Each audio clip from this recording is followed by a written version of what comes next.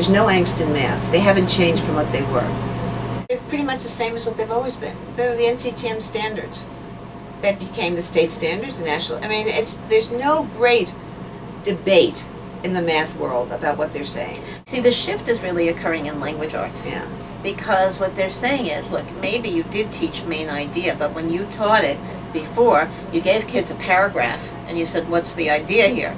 We're talking now about looking at good pieces of text, longer pieces of text, and coming up with, what's the idea here now, and where are the details that support this.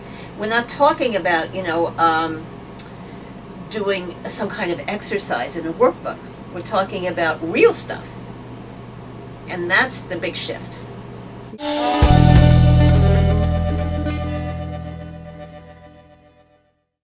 I think math is really embedded in the children's books.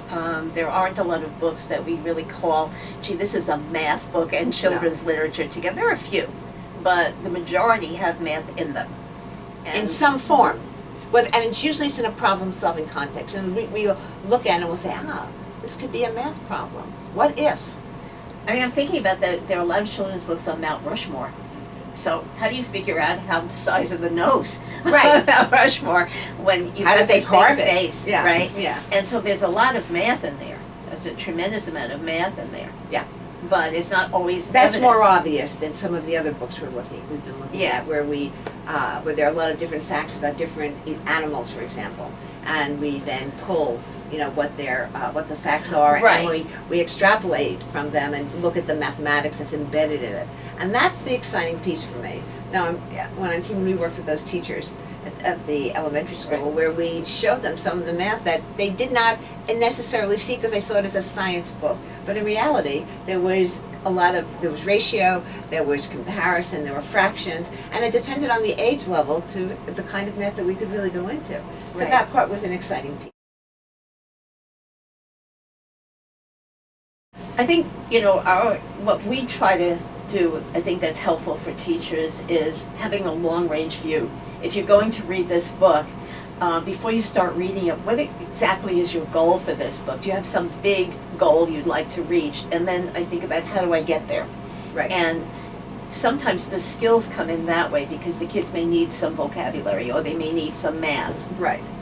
I also think that the teachers, when we introduce a book, don't really have a sense of what are the possibilities. Right. And what I think the best thing that we did when we worked with the elementary school teachers was we presented them with opportunities that they could pick and choose, and we actually tried to coordinate the unit of math that they were studying then with the math that we were pulling out from the different books. And the teachers hadn't made that connection.